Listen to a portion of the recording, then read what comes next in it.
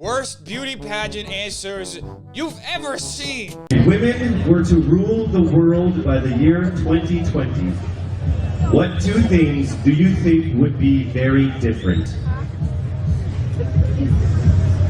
If women were to rule the world by the year 2020. That's already a red flag. The leaning over to see the question already indicates that she didn't understand the question, or there's something in the phrasing that's awkward. And by the way, what type of question is that? That sounds like a total clickbait title. If women were to rule the world by 2020, what the two things that I think would be very different is the first, having a girl power, which means being responsibility of a girl, and I feel bad for her. I haven't even heard her full answer, but that audience's laugh already indicates that it's not a good answer. By the way, English isn't her first language, so I feel really bad for her because this is a terrible question.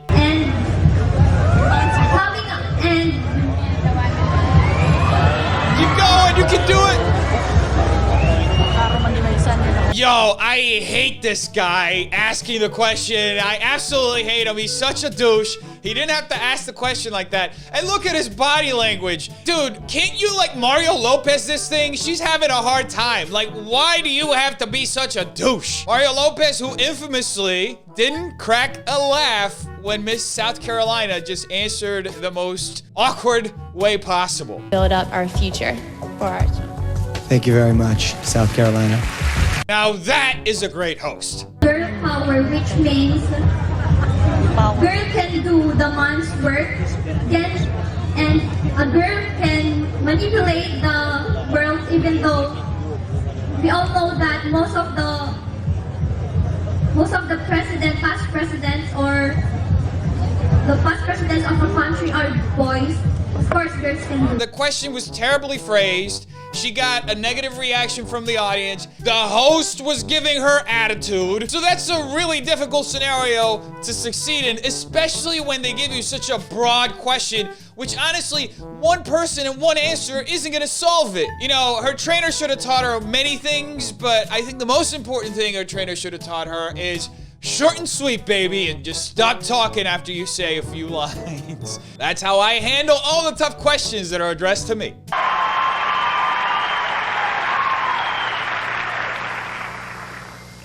I am especially proud to be a first-generation American and a resident of Hawaii, our youngest state. Our nation's pride lies deep within the hearts of its people.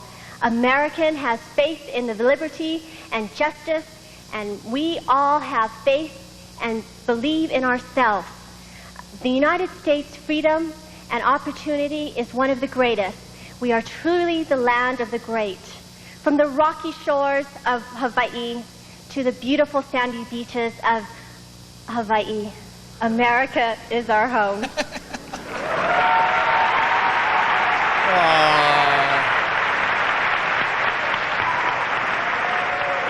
It's a wonderfully versatile state you have there. Well said. Oh, man! She started off doing great, but then all of a sudden she started repeating herself, and I think she lost track of what she had to say, and maybe she got a little deer in headlights, and then things started going off the rails. I think by like the 5th time she said Hawaii, that was when things were really gone. By the way, what's wrong with all these hosts? Wonderfully versatile state you have there. That's a totally unnecessary quip, dude. You know what? I'm gonna rip into you because you're ripping into people after they have brain farts when public speaking is one of the toughest things to do. Get ready, buddy. This guy looks like he stole his suit from a cemetery. This guy has more folds on his face than a sandy beach. This guy's the reason why women hate men. Judge number 1, Diego Boneta. Your question, please, Diego, for Miss Venezuela. If you could make a new law, what would it be, and explain why? Si pudieras promulgar una nueva ley, ¿cuál sería y explíqueme por qué sería esa? I think that any laws that are in Constitution or in life are already made. I think that we should have a straight way to go in our similar or in our life as it is.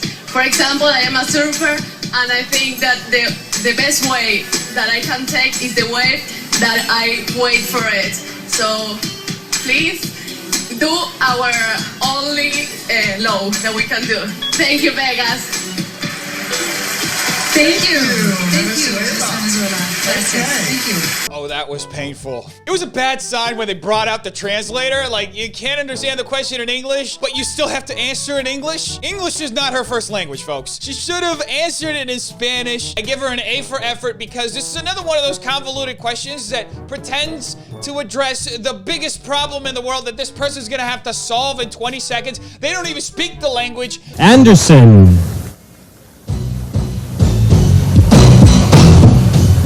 Genie, you're so tall. Awkward. This is not gonna go along well. You can tell that she's very uncomfortable. I mean, they got her up there in a bikini answering what is probably gonna be another question about how to solve every crisis in the world. I wouldn't want to be in my underwear in a televised show in front of millions of people trying to solve the world's problem, okay? Okay, Genie.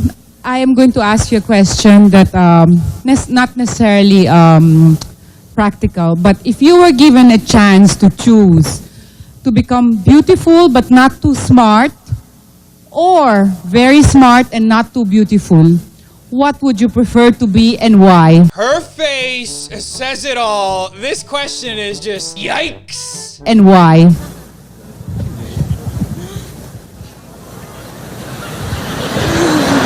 You want to repeat the question one more time?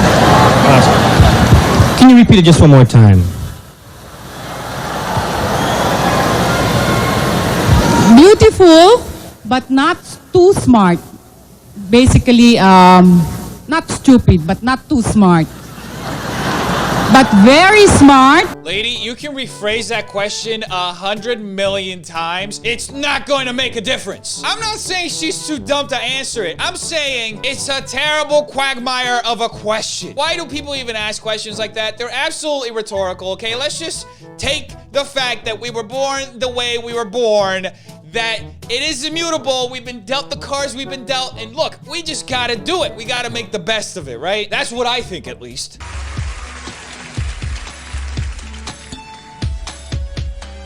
Judge number 3, Nene Leakes. Your question, please.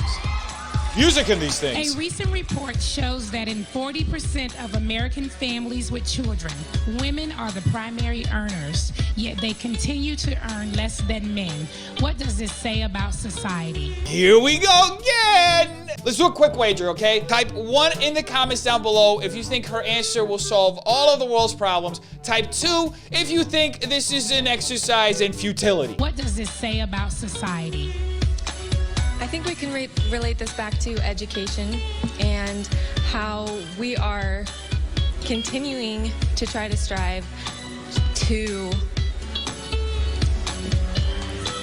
figure out how to create jobs right now. That is the biggest problem, and I think especially the men are seen as the leaders of this, and so we need to try to figure out how to create education better so that we can solve this problem. Thank you. Thank you, Utah. Thank you, sweetheart. The moment she took that long pause in there, that's when you knew it was game over. This isn't the type of question to get answered in 30 seconds, okay? There's some girl in Wesleyan right now spending her entire senior year writing a 500-page thesis about this. By the way, can somebody explain to me the awkward pop music playing under her here?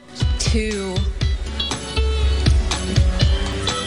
figure out how to. It's like nails on a chalkboard. It makes it even worse. I don't blame any of these women for choking because they were literally asked a whole slew of gotcha questions. Anyway, defenders, make sure you like and subscribe for more videos like this. Tell me in the comments down below which one was your favorite moment, which one was your least favorite moment, and make sure you check out some of these videos over here. They're good too. I will see you again very soon. Have an amazing day. Peace.